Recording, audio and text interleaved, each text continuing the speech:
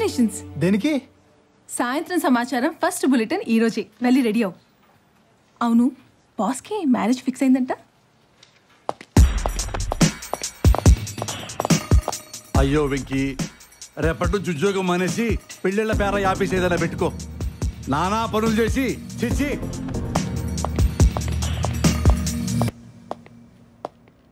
Hey, Venki, come on in.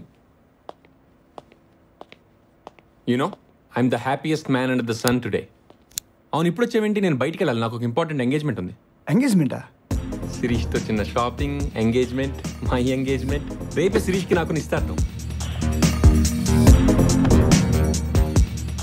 మీకు విషయం చెప్పదు సార్. కొంప తీసి రాజీనామానా ఏంటి?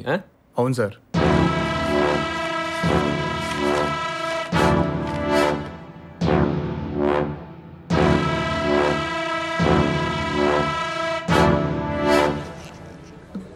నిజాన్ని నిర్భయంగా చెప్పడానికి మీ ముందుకు వస్తున్నాడు వామన్ రావు. నిజాన్ని నిర్భయంగా చెప్పడానికి మీ ముందుకు వస్తున్నాడు వామన్ రావు. సారీ అండి వామన్ రావు గారు, బాస్ మీకు కూడా అవకాశం ఇస్తారులేండి, కాస్త వెయిట్ చేయండి. పిచ్చి Kalyani, I'm a practical man. Pant మర్చిపోయారండి. స్క్రీన్ మీద కనిపించే వాటికే డబ్బులు ఖర్చు పెట్టాలి, కనిపించిన దానికి డబ్బులు ఖర్చు పెట్టకూడదు కదా, వేస్ట్ కదా. నిజాన్ని నిర్భయంగా చెప్పడానికి మీ ముందుకు వస్తున్నాడు వామన్ రావు.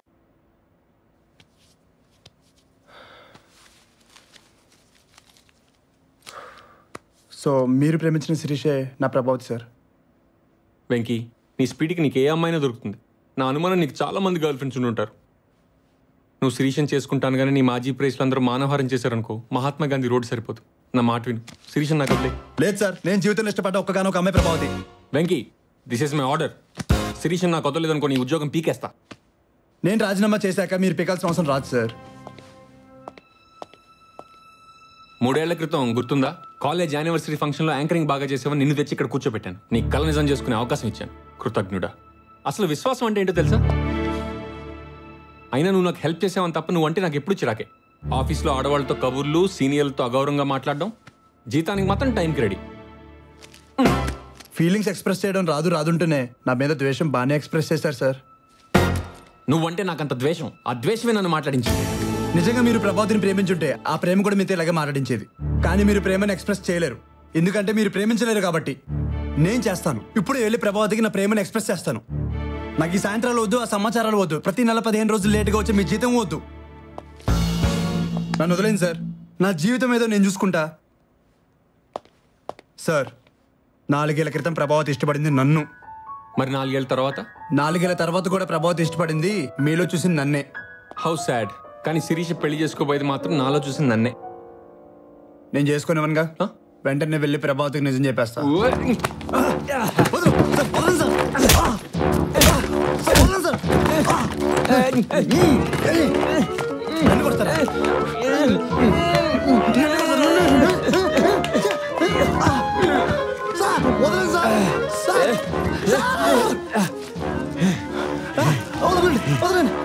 ప్లీజ్ సార్, వదిలేండి సార్, వదిలేండి సార్.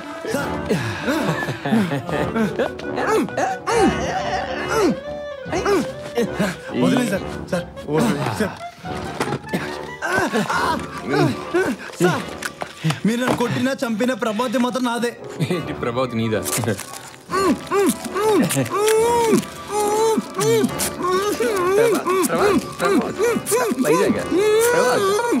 శిరీష్తో నా ఎంగేజ్మెంట్ అయ్యేంత వరకు నువ్వు ఇక్కడే. పెళ్ళేదాకా నిన్నేం చేయాలో వచ్చాక ఆలోచిస్తా.